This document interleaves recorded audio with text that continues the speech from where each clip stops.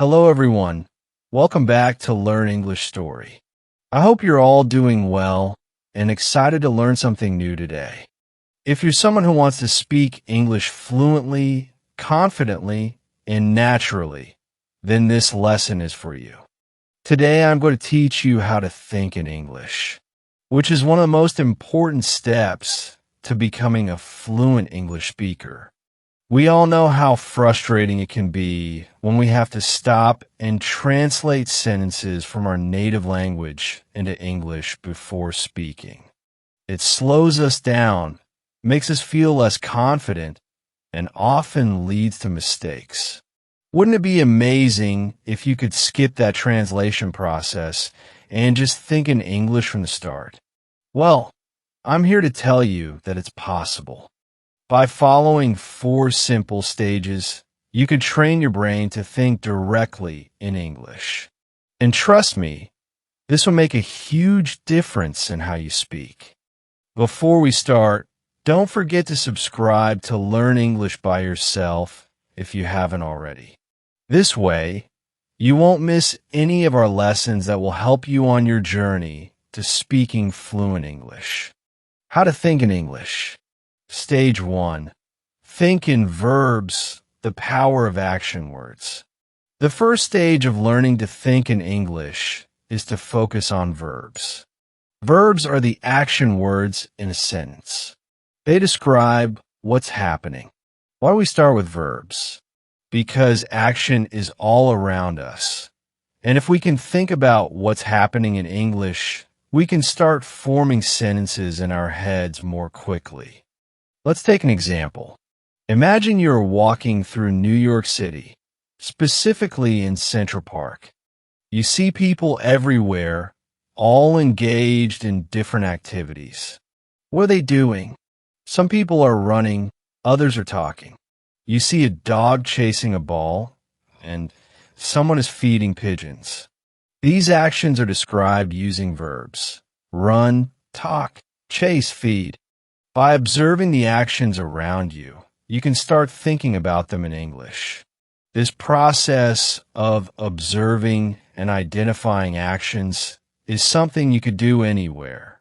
Whether you're standing at a bus stop in London, waiting at a traffic light, or sitting in a cafe in Paris, there are always actions happening around you. For example, on a busy street in Tokyo, you might see people walking quickly, someone riding a bicycle, or a group of friends laughing. You can mentally note these actions in English. Walk, ride, laugh. But what if you're at home where there's not much happening? You can still practice thinking in verbs by imagining scenarios or using pictures.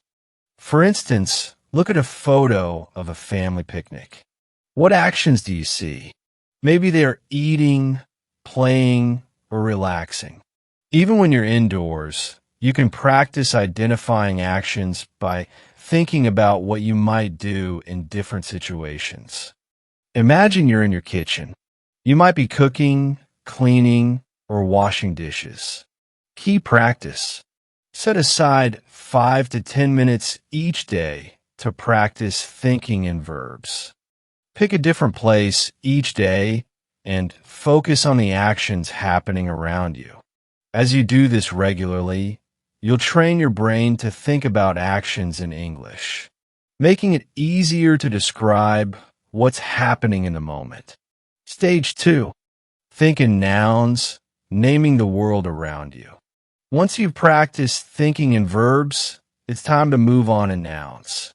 Nouns are words that name people, places, things, or ideas. Just like verbs, nouns are everywhere. Everything around you have a name, and if you can think of these names in English, you'll be one step closer to thinking and speaking fluently. Let's take an example from a different city. Imagine you're in Sydney, Australia, standing by the famous Sydney Opera House. As you look around, you see the building, the harbor, and many tourists taking photos. You also see a boat in the water and a few seagulls flying above. Each of these things is a noun. Building, harbor, tourist boat, seagulls. It's important to practice thinking in nouns wherever you are. If you're at a market in Delhi, India, you might see fruits, vegetables, spices, and vendors. These are all nouns that describe the objects and people around you. Even if you're just sitting in your room, you can look around and identify nouns. For example, you might see a table, a chair, a book, and a laptop. Another great way to practice thinking in nouns is to describe what you're carrying with you. What's in your bag? Maybe you have a phone, some keys, and a wallet. If you practice naming these objects in English, it will soon become second nature. Over time, this will help you think faster and more clearly in English. Key practice. Tip: spend a few minutes each day naming the objects around you in English. Whether you're outside, at home, or even traveling, challenge yourself to identify everything in English. For instance, if you're visiting Barcelona, Spain, look around and name things like buildings, bicycles, cafes, and tourists. The more you practice this, the more your brain will automatically think in English. Stage 3. Think in sentences. Connecting verbs and nouns. Once you're comfortable thinking in verbs and nouns, it's time to move on to the next step, thinking in sentences. This is where you start putting verbs and nouns together to describe what's happening around you in full sentences. At this stage, it's important to start simple. Don't worry about making long, complicated sentences. Just focus on creating short, clear sentences that describe what you see. The sun is shining. The wind is blowing. These are simple, but they allow you to practice thinking in complete sentences. Now, let's imagine you're in Toronto, Canada, sitting in a park. What's happening around you? You could describe the scene like this. A family is having a picnic. The children are playing with a ball. The birds are flying in the sky. These sentences are short, but they effectively describe what's happening around you. As you become more comfortable, you can start making your sentences longer. For example, if you're in Berlin, Germany, walking near the Brandenburg Gate, you might say a group of tourists is taking pictures of the monument. Some of them are listening to their tour guide, while others are checking their maps. The goal here is to get used to thinking in sentences instead of just words. This will help you when you're speaking, as you won't have to stop and think about each individual word. Your brain will automatically form sentences in English. Key practice. Every day, take 10 to 15 minutes to describe your surroundings in sentences.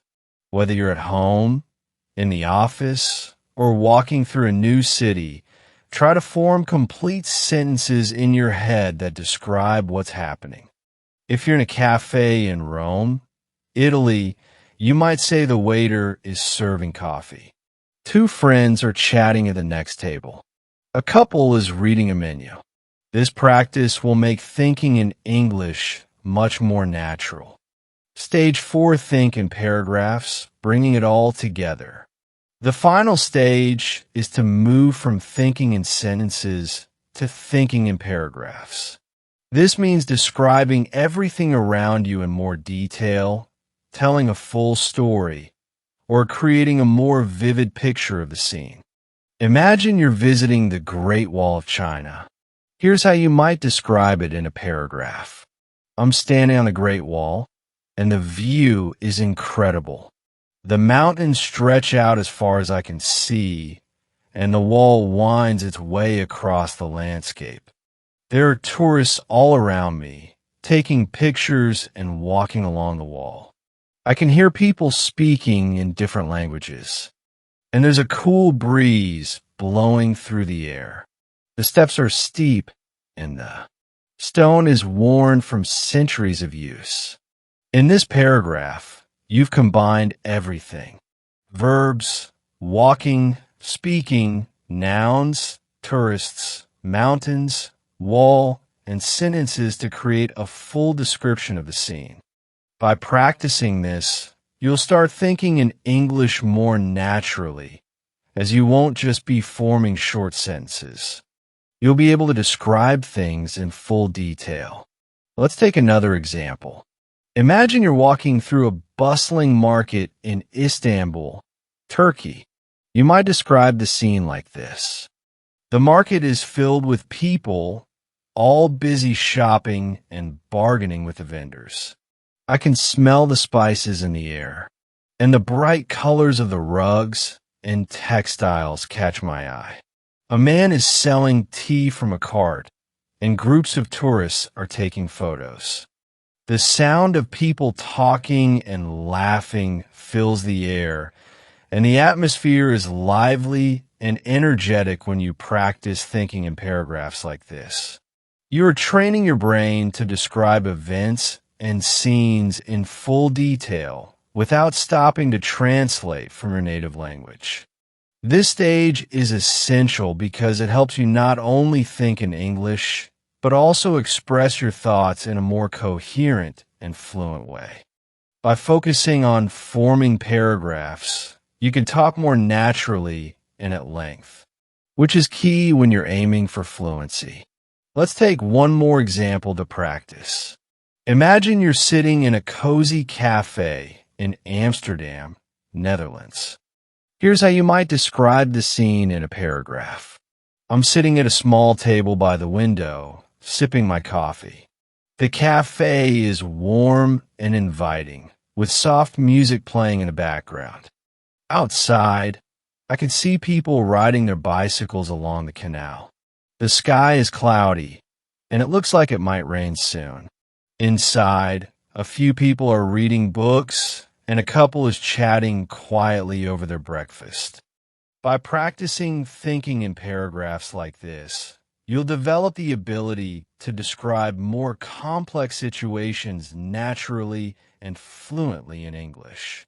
The smell of freshly baked bread fills the air, and the atmosphere is calm and peaceful. In this paragraph, you've combined all the elements, verbs, nouns, and sentences to create a vivid picture of the scene.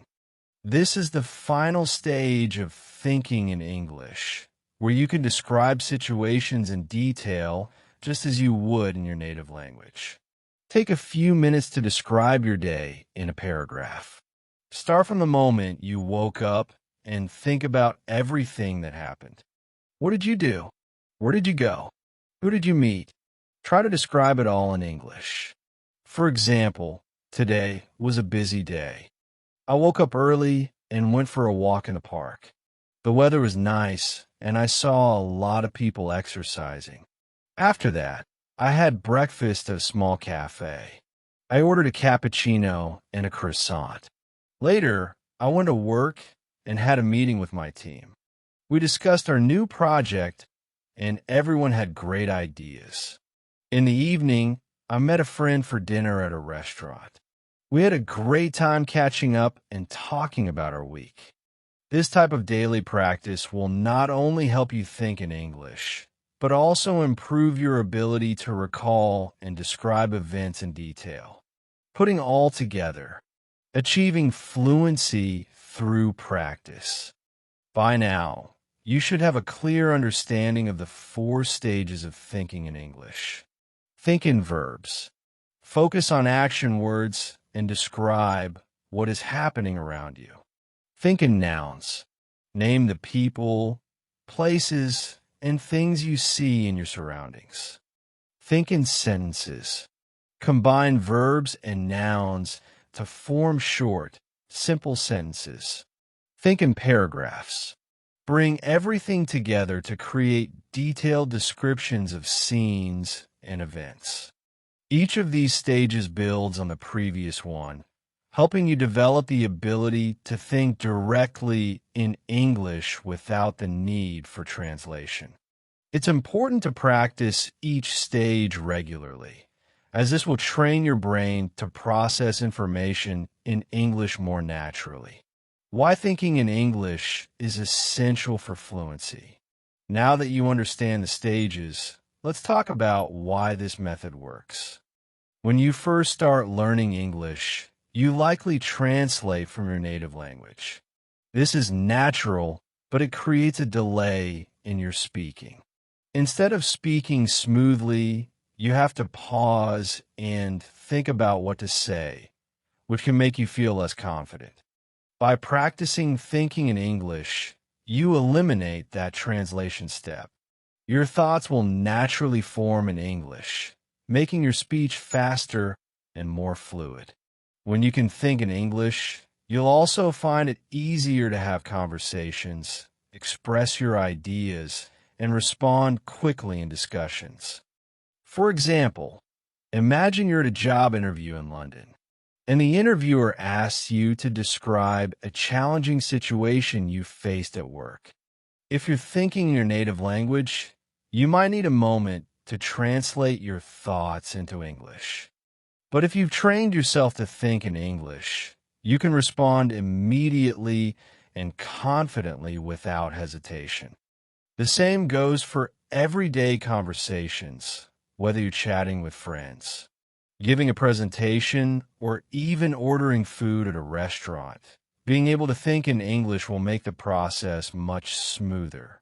Practical exercises to help you think in English.